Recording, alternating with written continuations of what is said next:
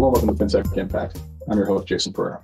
Today on the show, I have a repeat guest. I brought back Forest Financial, who was previously on the podcast way back on episode 59 on March 5th, 2019, and specifically to help talk about how they've helped advisors and firms implement new systems to help them better support themselves in this new regime of CFR. And with that, here's my interview with Lorie and Jeff. Lorie and Jeff, thank you for taking the time to join me yet again, remotely this time and not on a snowy day in Toronto. So appreciate it. Yeah, I was going to say live from the basement in Mississauga, 2 years running. I think for Lorie, you're actually in the office today for a change. Well, we've been in the office the whole time, actually, and it's great to see you again, Jason. And I think if we've learned anything since we met in the before times, as you said, in 2019, is that we can do business virtually, which is great for someone whose office is in St. John, New Brunswick. Exactly. So anyone who was reluctant because of proximity seriously lost that reluctance now. Right? So that was a favor to you in a lot of ways. Okay. So Jeff and Lorie, let's start off, and we're going to recap a little bit what we talked about last time. So give me the elevator pitch on Forest Financial, what it is you guys do. Yeah, I'll just kick off first by stating our mission, Jason. And I think it's important to start with the purpose of 4Eyes, why we started the company in 2015. And when we really set out to help investors feel more confident that they were invested in products that met their risk tolerance and their financial goals. And although our solutions, our platform has changed dramatically since 2015, that purpose, that true North Star, has remained the same. Excellent. So we'll get into what that means and how you've implemented that. But when we last touched base, you're working on a number of things. So that's, again, 2019 and the before times. What have you been working on in particular since then? I think what we realized over time is to accomplish that mission is there are a number of components that we built in our solution that really addressed regulatory and compliance opportunities and issues. And we've really focused our attention on helping advisors, firms meet the regulatory requirements. And so our solution set is really built around the back, mid, and front office to enable a seamless experience for the investor, the advisor, and the head office folks who are providing oversight. So, Jeff, anything to add there? No, I was just going to comment is when we kind of first started out on our journey when we were last met is really helping dealers scale compliance and particularly the suitability obligations. And since we last met, that's moved from just solving some of those workflows to solving multiple workflows within the dealer, whether it's compliance or the dealer itself. And as you may recall, how we integrate is we integrate data, and it's data from the primary custodial feeds or carrying broker feeds that we transform and then drive into experiences. And we started on the suitability, modernizing compliance and specifically suitability. And that's gone from 15 alerts to 43 alerts to overseeing managed accounts programs, but then enriching all the aspects within the dealer that are struggling with in terms of rep code management, product list management, digitizing those processes. And then I guess most recently is transforming what that advisor experience looks like in terms of how they communicate with advisors to head office, but also start bringing what I would call the pre-compliance workflow into the advisor's practice. And I think that's what we're here to talk to today about around the CFR's perspective, but certainly we'll also give you a little bit of a window where we're going into the future, which is more from a pre-trade perspective. Interesting enough. I thought I'd leave we set up the teaser now. There it is, right? I mean, especially like the best part of the concept, the pre-trade concept, which is, hey, let's stop you from doing the thing that we're going to flag later. I mean, what an ingenious way of preventing problems. So basically, the reason I brought you on, or reached out to bring you on a second time, was in particular around the work you've done around the implementation of CFR in Canada. Now, this is one of the biggest regulatory changes we've seen probably in the last 20 years, one of the two kind of big ones. Care to speak to just an overview of what the big issues facing dealers regarding the implementation of this regulation were, and how, before we get into how it is you've been helping to solve for that? I think, and I know, Jeff, you always have a point of view on each of these questions, but I'll jump in on this particular point is, I think if you talk to any advisor out there, they're going to say that they've been aware of what's required under client-focused reforms, and they've been executing on that their entire careers. And we totally support that. I had to stop and laugh there for a second, but continue.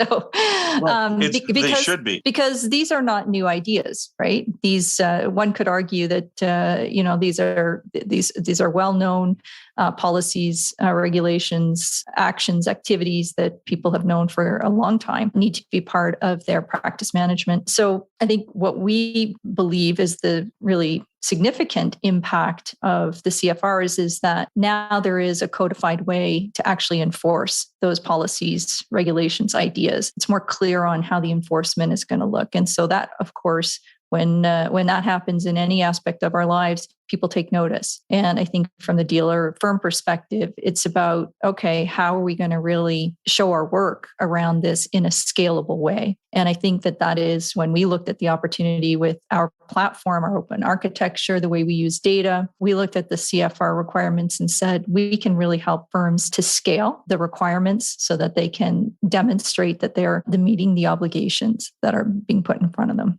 In the best description I've heard of this is, quite frankly, a lot of this is just best practice. And at its core, I mean, the big challenge is simple. It sounds simple enough. Profile the risk tolerance for your client, profile the risk capacity, the lesser of the two to dictate where money goes. Then there's this other branch of things that's new called KYP, which is know your product, which what a novel concept, you should know what it is you're selling.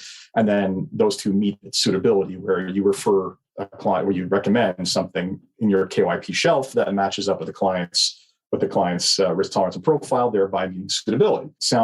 And yes, good advisors have been doing these best practices for years in our own cobbled together way with things that weren't built into a workflow. But there's a couple of pieces here that were relatively new. I mean, a lot of firms didn't have a formal risk tolerance profiling methodology. Capacity is a newer concept, which frankly, I would argue without even a rudimentary financial plan, you can't really measure. And then the bigger one, I think, and this is where, in particular, I've used your console on this, is the KYP, the know your product side of it. So care to talk about what work you've done on either side, either know your client or know your product? It's important to kind of start on the KYC because everything starts with that. And I would say this is a bit of an early journey, but as I mentioned, we started out doing suitability oversight, and suitability oversight requires an understanding of the client's risk profile to make those comparisons for securities that are transacted on a client account. So at the advisor experience level, we have deployed full digital onboarding with a number of our clients with their primary custodian, which happens to be National Bank Independent Network. But we've also taken it a step further where a number of providers haven't enabled the dealers and advisors to do enhanced KYC updates or material change updates straight end to end. And what's a little bit different about our approach is it's one platform. We sit on top of the core books and record data, but any data that goes through the system is captured and pushed into different workflows. And so we're able to make this data fully visible both to compliance teams and advisors on a post-account opening and enable the maintenance. So there's the KYC piece. Then there's the risk tolerance questionnaire. And I think, Lorie and I were talking beforehand. We thought we would talk about this later on, but I think you brought it forward, which is this whole notion of risk ratings and what is a low, medium, or high, or for firms using a 5-point scale. They're very broad terms. And so we've been working with our clients to move risk tolerance questionnaires to a numeric number, very similar to firms in the US, such as Riskalyze, that have gone to a numeric score. What you see start happening, Jason, is a stratification of what are two securities that are deemed to be medium when you start putting them on a point scale. So we're doing that from a risk tolerance questionnaire perspective to help our firms score their customers on a numeric basis. But then when you bring that forward to the security risk ratings, which we do as well too, you can put a numeric score on that. So you can unbundle your way away from being low, medium, and high and start comparing apples to apples, whether it's a trade to account level. And I'm sure we'll get into this later, which is let's start moving suitability and product selection to the client level, provided the key things start lining up. Because I don't think you run your practice around, I manage a TFSA, I manage an RSP. You're looking at a little bit more of a holistic picture. But to pull this all together, you need the data. And I can just summarize, if I could just summarize, we make it, and Jeff, everything you said there is awesome. And I would say we just make it easier to collect, to update and monitor client information. That's a vital piece. The day what's right today ends up being changed by a number of factors tomorrow. I mean, it's interesting. What a novel idea that all products and people don't fit into one of three categories in this world. Right? Like it's maybe five. Maybe five. Well, I mean, at the end of the day, this is where I do the Riskalyze was probably the first to put it on a 100-point scale, and then Finimetrica modified a comment similarly. So being able to 100-point scale is probably far more representative of the population's differences than three categories. And then as for your comment about, well, you're not really looking at the world as like, I'm managing an ETF or I'm managing whatever. Well, yeah, it's unfortunately there's still what we'll call a conceptual and regulatory hangover from the world of distribution, which was all the industry was way back in the day when this first started. So unfortunately, we're still mired in that mindset altogether and some of this stuff. So okay, so on the tolerance side, you're basically helping people assess that on a 3-point scale, on a 100-point scale, not a 3-category scale. So that's tolerance. How do you address the definition of capacity in this regard? Like, how does that get tested within what you put in place? I think one of the things is looking at the client level versus the account level. And so if you're looking at, well, this kind of speaks more to suitability and it sort of as the end game. But I mean, in terms of assessing ability and willingness to take on risk, that speaks a little bit to the capacity level, and not looking at scoring in total, the combination of these two elements, but actually looking at them as two very different things. Okay, fair enough. So at the end of the day, that both of those pieces come together. You've got systems in place that basically help update and monitor that. And then you end up with kind of the profile around the KYC. So it's expanded from where it was before, but those foundations were there. Talk to me about the other side of this, the KYP, the know your product. And this is one where, frankly, I mean, the question of like what I think in KYC world, but with tolerance and capacity, we had like academic studies around how this should be done, and we had products in the marketplace, and we had examples. In the KYP world, it's a different ballgame. I don't know that I've ever seen a framework that is generally accepted for how you select one versus the other. I think it's pretty straightforward. If you're looking for a broad-based ETF with it's completely passive, and you have two that are identical, then price wins. But when it comes to the subjectivity of things like active management or alternative products, there's a lot more that goes into it. So how did you kind of the concept sounds good in general, absolutely. The execution has been a big question mark there when I've talked to. So when you guys looked at this problem, what was your kind of first avenue of approach? Like, what were you thinking was the best way to kind of basically tackle this? And how has that view evolved since you started? It definitely has evolved. And there's really two aspects of product that we've been addressing. One is helping dealers digitize the whole product approval process for the shelf. And as you know, most dealers have call it a predefined of what's approved. So standard mutual funds and ETFs tend to just by default at most dealers are approved, but then the complexity of products or things that need to be approved or can't be traded or managed through a product list. And so we've digitized that world for a number of dealers, and it also helps them do the monitoring of a post-trade perspective. Our advisors transacting in things that are approved or that they have the credentials or L&D credentials to transact. But on the advisors side of things, it's interesting. There was, I would say, the shock and awe last January when firms realized they actually had to do something. And it ranged from it's everything from equities to private placements. But as we kind of funneled through the year, dealers kind of started landing on, well, let's start kind of being pragmatic about what this means. And so it's about, are you transacting on approved product? And by product, firms started landing on clear definitions of what that is, but it's not surprising. Most landed on is being mutual funds and ETFs and OM private placements. Then they started carving out, well, do equities fit into the scope? Most dealers seem to land on no, because there's so many permutations around selecting an equity, and that really falls into what the role of the advisor is. Now, and I guess classic example I keep being heard is Tesla. What is Tesla? Is it a car company? Is it an electric company? Is it a visionary company? Like what can you compare Tesla to? But there is something that hasn't changed within the regs, which is really where the advisor's role in terms of product selection and using what I would say common sense approach and having a rationale to it. And that's the role of the advisor. So when you're kind of talking about active versus passive, in context is your judgment is the regs have provided room for your judgment to decide between active or passive, provided that the products are suitable and you're comparing them to products that are comparable. And I think, where our conclusion has evolved over time, Jason, is at the end of the day, the regulators are just looking to see that, do you have a process? Are you following the process?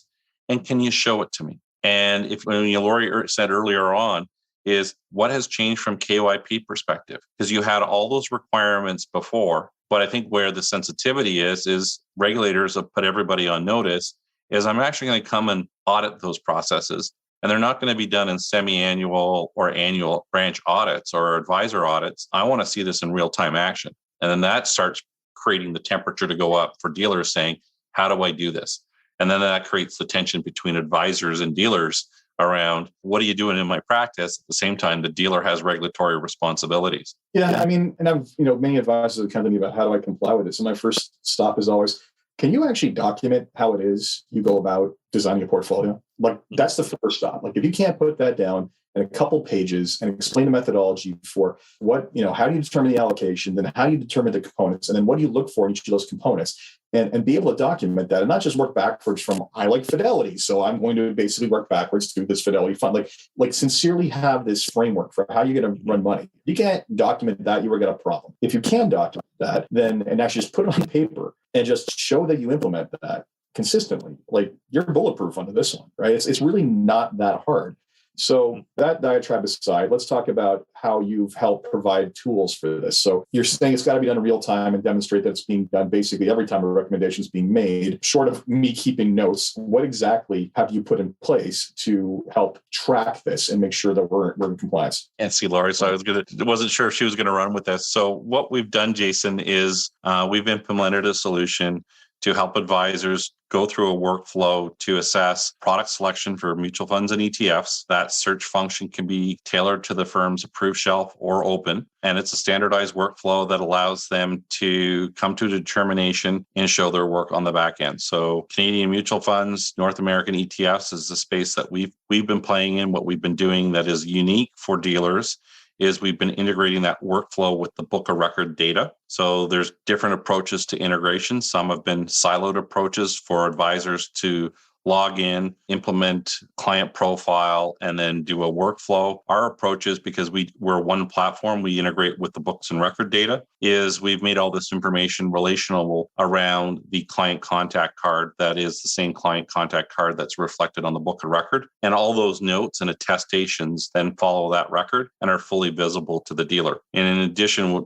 how we're trying to help dealers scale this and manage practice management in real time is reconcile those attestations to the actual transaction file on a post-trade basis. And so help the dealer know that the advisors are doing what they're supposed to be doing. At the same time, have a workflow that advisors follow a codified process to make the determination.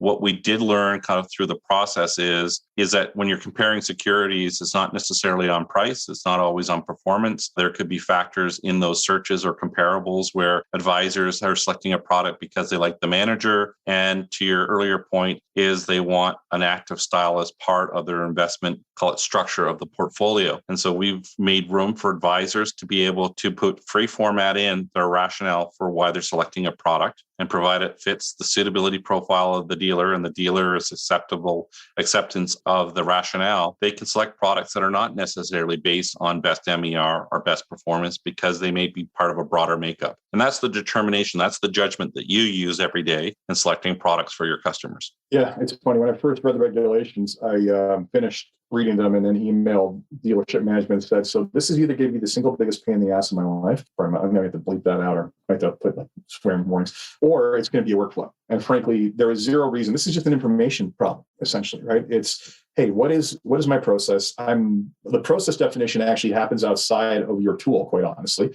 Really, what I have to, yeah, exactly. What I have to do is just show that I've consistently done the work, right? I've consistently done the work, and that's being updated. And frankly, a lot of it, for lack of a better term, and I hate to make you might cringe when I say this, a lot of it's cut and paste, right? If you actually have model portfolios you develop that you're diligent on, and basically constantly staying on top of like what other options I should be doing, then frankly that work gets done for those model portfolios and then applied to the clients who get recommended those model portfolios, right? It's not specifically, if you're out there just selling a different fund every time, first off, you shouldn't be doing that.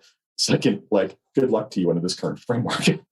Absolutely. And I think just to add a bit more to what you're both saying is, in the end, these are, have often been standalone processes. And we've simply digitized them and enabled them to replicate in multiple places. So if you're inputting something once, it gets used across the process and can be viewed by anyone. So it's not rekeying of information. It's accurate. It's in one place. And to your point, Jason, if you've got favorites, we enable that. And that can be used multiple times to show your work around due diligence around similar profile clients. Yeah. And it makes a lot of sense to be able to tackle this. Your approach from day one has been one of kind of data stewardship, right? You're you're plugging in and you're basically able to say, you're not selling a product so much as you're sitting over top of a data lake or literally a number of different vendors and integrating them all into, like you said, a workflow. And I'd say that's less of a product solution than a workflow solution, which is far more valuable, because I often say the problem with this industry is that regulators pass rules,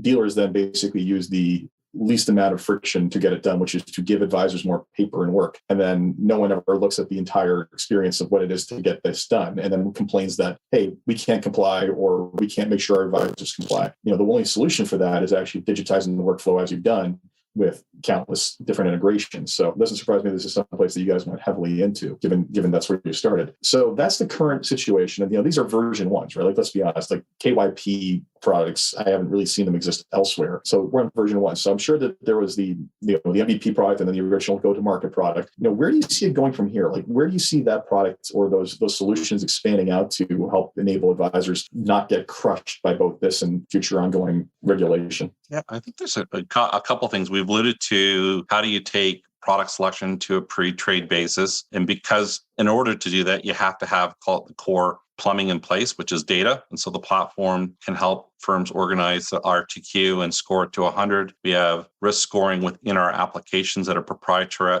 to us so that we can score individual securities and compare those two at a client or an account level from a security selection perspective. That allows you to move to the pre-trade basis. And on the pre-trade basis, there's kind of, that is, call it, where we're going with our roadmap, but also not just pre-trade from a individual security perspective, but because we're doing security risk ratings in our application, is the idea of building a module for advisors to call it, their portfolios or the program that they're using to select for clients, and be able to risk rate that program.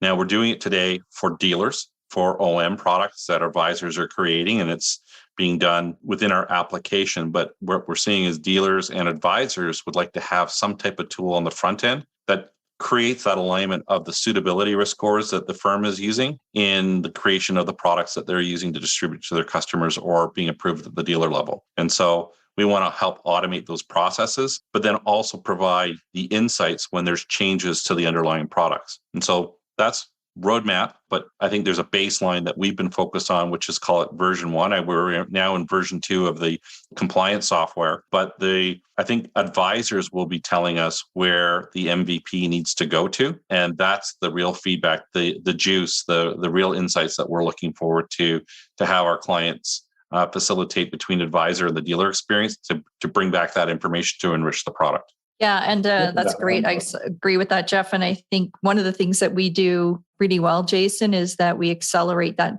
development so that the regulators are not going to stop at the CFRs. As we know, there's going to be more coming, and it's going to come fast. And to your point, the implementation is going to be required to meet a certain time frame. And one of the things that we've proven out in the last 12 months is that we can prototype and roll out required modules because we're sitting on top of the data, and we can move to roll out a module without changing the advisor experience, so it doesn't upset practice management, and they can use the same data. So you're not faced with trying to integrate siloed data into a new process, which is where we spend most of the time when we work with a new client, is making sure that the data is correct and that the mobile fields don't have extension numbers in them and all that kind of fun stuff. And so if we're layering and working with the same set of data, we can roll out a new module quickly. And that's important to compliance teams at head office, but it's also important to the advisors. They want to feel confident,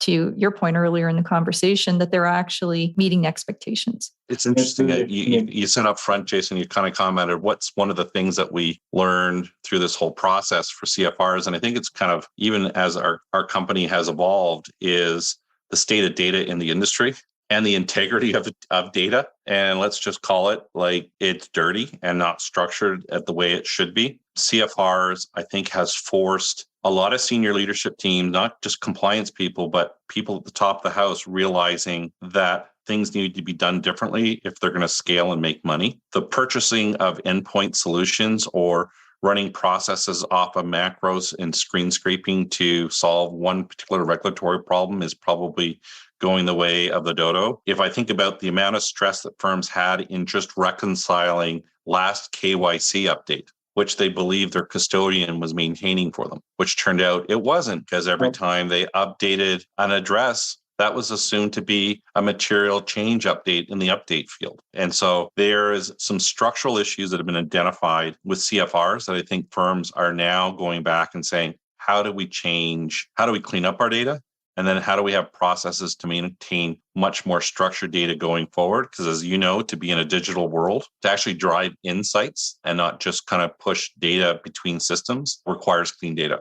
And every day we come out of meetings with clients and start identifying rep codes don't match between one system and another. Fees don't match between one system and another. How about, why does this show Bill here and William there? And it's like, well, it's because you have it in your database two different ways. We can only present we didn't transform the data from Bill to William. It's because that's in your data formats. So I think there's a lot of firms now realizing as they move forward is that they're really getting control of their data, the input of data, single source of truth. And that's really the genesis of our business is we build the single source of truth that a number of dealers are now using to drive all their downstream processes. And it's funny. I mean, I've been on panels before where like, oh, we would do more, but our data is, pretty dirty. And unfortunately, my response is, so you want sympathy for a problem you created? Like the reality is a lot of these, and I'm not going to beat up on the dealers, but the entire industry for decades just really didn't care, quite honestly. And now they're finding themselves their entire business models in terms of the ability to implement regulatory change and growth and innovation completely bottlenecked because of this. So and it's interesting on that, Jason. I think it's like that tension I talked about between advisor and dealers. Everybody wants to recruit advisors. I worked at a bank. I watched the number of times that we recruited in advisors into our wealth management arm. And all of a sudden we were designing a new process where we're now adding CRM number 25 to the platform. And so it's kind of like a dual edge. Everybody's been accommodating, but now they're realizing, hold it, I've just customized everything, but then creates the data integrity issues. Yeah, in a big way. The reality is that accommodation and kind of, but at the same time, it's also, let's not solve it, right? I mean, there's one firm who shall not be named who underwent one of the largest consolidations of CRM data in the country's history, and that price tag is enough to make you fall on the floor. And when you find out why, it's because, well, there was no standardization across any of the office, across any of the CRMs. So every last one of them had to be paid for as a unique problem to solve. And now they're living the benefits of that consolidation. So this is one of those things where if it's regulation that forces people, that's not targeting that forces people to actually get their act together, I'm glad, as long as they get their act together. So that's good. So in the end, what you've done to date is essentially built a structure that sits over top of a large pile of data. You help clean that up. I pity that. I'm sorry. Better you than me. I'll say that. I appreciate your empathy there, because honestly, it is the hardest part of our project work is that piece for sure. And it's also, I find it's the bottleneck of understanding, well, why can't you do X? Well, okay, from which source of truth, right? The 7 different ones you have that none of them match up. Okay. The more you learn about these bottlenecks, the more sympathetic you become to it. So yes, better you than me. And then secondly, silver top of this, you've managed to already previously deal with the suitability issue, now you're dealing with the product issue, bring those together and monitor them on an ongoing basis for change and flag that action to the advisor. Are those same processes currently being used to basically reconcile whatever gets flagged, or is that something more downstream? And I'm just trying to understand what you mean by reconciliation. So I have a client at, say, risk score 50 or whatever it is, and suddenly there's a lot of the portfolios now completely out of bounds. It's gone super aggressive, and now it's a problem. So that's going to create some sort of flag for me. Do I go back to the original process? Are you working on a workflow to stay correct for that?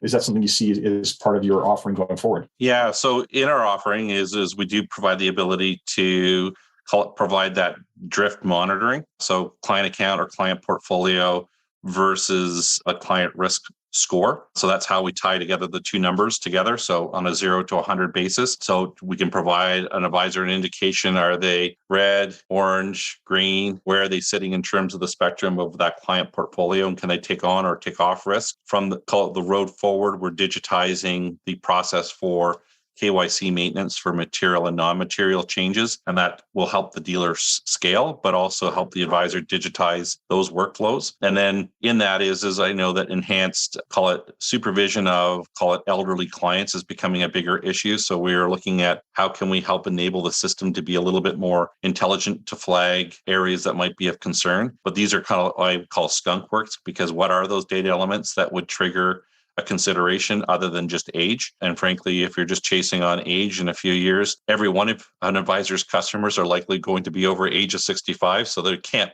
all possibly be under enhanced supervision or monitoring. So I think there's going to be some intelligence that comes into that process to help either advisors or dealers manage those processes as well. Or anything to add? Yeah, I think this is such an important point, because what we really strive to do in all of the work, Jason, is make sure that the client information is as up to date as possible, so that you can actually do a true reconciliation on, where the client is at from a risk appetite or ability and willingness to take on risk, and where the portfolio is.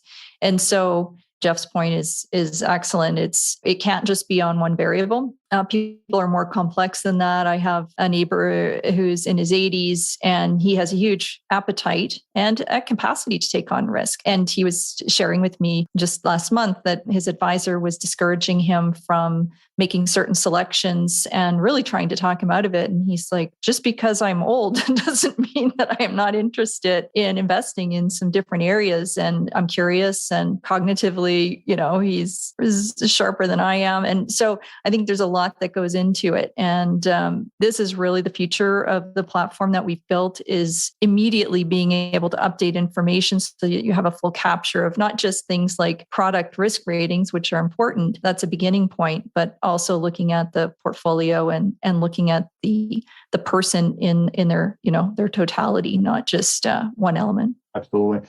It's funny you mentioned that, like 90-year-old. At the end of the day, this is what I always explain risk tolerance, is that, there's plenty of people who you've known in your life that won't cross the street unless they are at a light, wait for the green, look the drivers in the eye, and then proceed to slowly will cross the street while they're watching all the cars intently. And then there's the other person who basically will go skydiving on a whim and not even bother to check their bag, right? Like, this is a personality trait. So yeah, unfortunately, age does not track to that. And I also find there's a general misconception that we get more conservative over age. It's like, I think we think we should. It's not necessarily the case, but it depends. If you've ever been in a casino and you look around, the average age is well over 70. So if you're telling me there's not a capacity to take on risk, the government doesn't mind taking their cut at the casino. Yeah, no kidding. Well, I thank you for revisiting this. It was good to get an update, especially given the challenges that people are facing right now in terms of getting up to snuff or with the current regulations. So be interested and curious to see where this goes. And I'm going to share my notes with you after this, actually. So we'll get into that. All right. Excellent. Well, thanks for having us. Jason, thanks so much. Great to see you. So that was my interview with Jeff and Lorie from 4 Eyes. I hope you enjoyed that. And if you haven't been taking CFR seriously yet enough, you really, really need to, because frankly, it's just what you should be doing for your clients in the first place, let alone the law of the land now. As always, if you enjoyed this podcast, please leave a review on Apple Podcasts, Stitcher, SoundCloud, or Spotify, or wherever your podcast. Until next time, take care.